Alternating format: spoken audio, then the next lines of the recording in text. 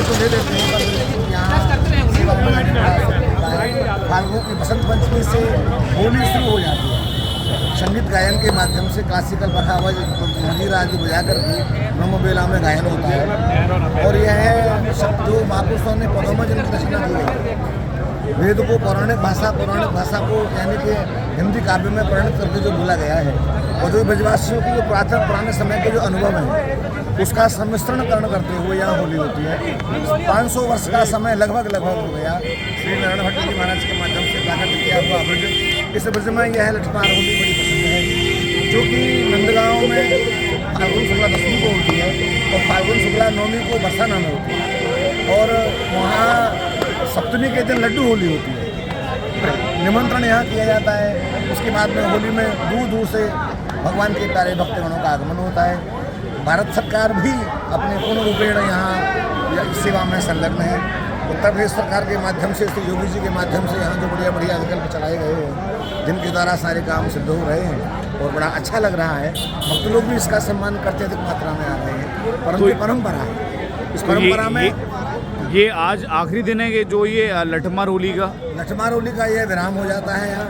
अब एकादशी को वृंदावन, मथुरा, गोकुल आदि में होली होती है, पर लठमार होली यहीं केवल होती है नंदगांव में बरसाना के पुरुष लोग होते हैं। अच्छा। जो गोपी भाव में आते हैं, है ना, वो फगुआ मांगने के भाव से। और बरसाना में क्या होती है? बरसाना में लठमार होली वहाँ नंदगांव के पुरुष होते हैं और वहाँ की माताएं भाभी जन होती हैं, वहाँ की देवियाँ होती हैं। बहनें नहीं खेला करती, परंतु वहाँ पहले होती है, एक दिन यहाँ होती है। मतलब कल आप लोग बरसाना गए थे?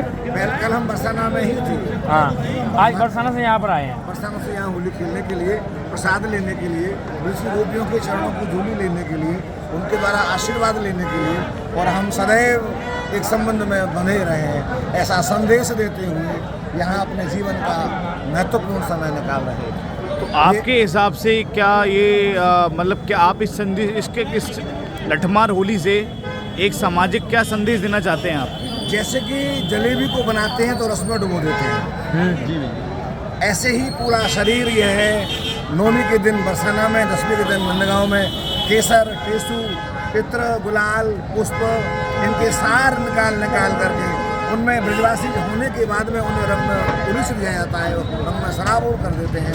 हमारे रोम से, छिद्र से, आँखों से भी, हमारे कान के माध्यम से शरीर में रस आता है वह, उससे हमें भक्ति की प्राप्ति होती है। उस भक्ति का आनंद लेते हुए जीवन को जीने का एक हौसला होता है और मन में भाव जगता है कि रे मन वृंदा विपिन निहार, विपिन राज सीमा के बाहर हरि निहार, यद्यपि मिले कोट चिंतामणि तदपि न हाथ बसार, श्रीमद भट्ट धूर धूर सर्वपु यह आशा उर्धार, रे मन वृंदा विपिन निहार। ये ब्रजमंडल में रह करके ही हमें जाने का सौलभ्य है। बड़े बड़े ऋषि महर्षियों के चरणों की धूलि इस रज में सम्मिश्रित हो जाती है, अथवा तो कोई भी ऐसा साधक हुआ ही नहीं जिसको ब्रज में न आना पड़ा हो। इस ब्रज को 500 वर्ष पहले आचार्य श्री नारायण भट्ट जी महाराज ने प्रकट किया, जहाँ रह करके हम सभी इस सनातन धर्म को लेकर के आप सबके साथ में इसे आगे बढ़ा रहे हैं। जय श्री राधे। लठमार होली से क्या संदेश जाता है हमारे सनातन धर्म के लिए, आप उस पर कुछ बोलना चाहते हैं? लठमार होली से संदेश मिलता है कि नारी को अबला कह करके और नाना प्रकार की ताड़नात्मक शब्दों को लेकर के लोग ये सिद्ध करना चाहते हैं कि नारी का महत्व नहीं है। अभी तो इस होली के माध्यम से महिषासुरमर्दिनी, वीरंगना झांसी की रानी लक्ष्मीबाई, जीजाबाई, अन्य जो यहाँ देवियाँ हुई हैं, जिन्होंने अपने पति के लिए शौहर कर दिया गया, यहाँ हमारा महाराणा प्रताप जी का परिसर चित्तौड़गढ़ इसका साक्षी है। उसी भाव को लेकर के यहाँ ब्रज की जो रसिकाएँ जो थीं, आचार्य गुरु पूर्णमासी पोहतानी जी, उन्होंने नारी सशक्तिकरण के सूत्र में बांधते हुए कंस का कोई उपद्रवी यहाँ दोबारा आ जाए, नंदन यहाँ नहीं है तो रक्षा कैसे होगी, इसको भय को दूर करते हुए पोहतानी जी ने नारी सशक्तिकरण को प्रकट करने का भाव दर्शाया है। वह लड्डू की मार जिसको खाकर के ब्रजवासी आनंदित हो जाते हैं। उसके बाद में रंग जो पड़ता है ऊपर से गुलाल को हम सम्मानपूर्वक लगाते हैं और उस गुलाल को अंतिम समय तक अपने पास रखते हैं। ब्रज की रच का इसमें एक संदेश मिलता है कि नारी अबला नहीं है, नारी सबला है और नारी को अपने ही माध्यम से घर परिवार समाज को बढ़ाना चाहिए। कोई मन में दोष हो तो उसका निवारण करते हुए अपने आप को कमज़ोर और संसार के घिनौने कृत्य करने के लिए ये नारी का शरीर नहीं है, उससे हमें बचना चाहिए। वुमेन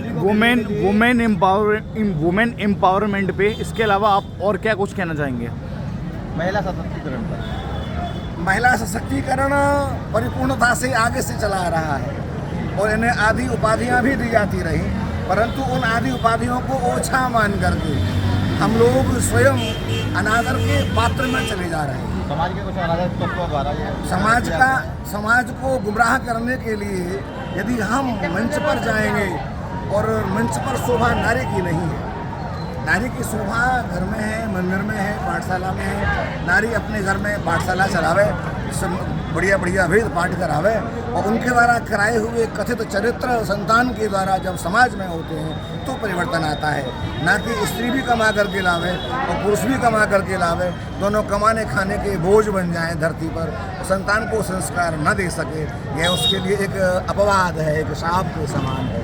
इसलिए नारी को चाहिए कि वह देव, वेद, पुराण, गाय, तुलसी इन सब में अपने संतान को जोड़ दे और नारी नारायणी का रूप धारण करते हुए उन्हें सनातन धर्म में जोड़े। कोई लोग उन्हें हटाना भी चाहें तो उनका भरपूर विरोध करने की शक्ति स्वयं के अंदर भरी पड़ी है। यदि नारी स्वयं अबला हो जाएगी तो प्रहलाद जैसे बालक कहाँ से आएंगे? इसलिए हमें चाहिए कि नारी का सम्मान करें और नारी की सहायता करें, हो सके तो नारी की सेवा आजीवन तक करते रहें, परंतु नारी को ये सिद्ध करना चाहिए हमें अपने व्यवहार से कि तुम कमजोर नहीं हो, तुम सामान्य नहीं हो, अगला नहीं सबला है ना। सबला है। आज के टाइम पे डाइवोर्स के इतने मामले जो बढ़ रहे हैं, इसके बारे में आप क्या, तलाक के मामले जो इतने बढ़ रहे हैं, इसके बारे में आप क्या बोलना चाहते हैं? कलह जो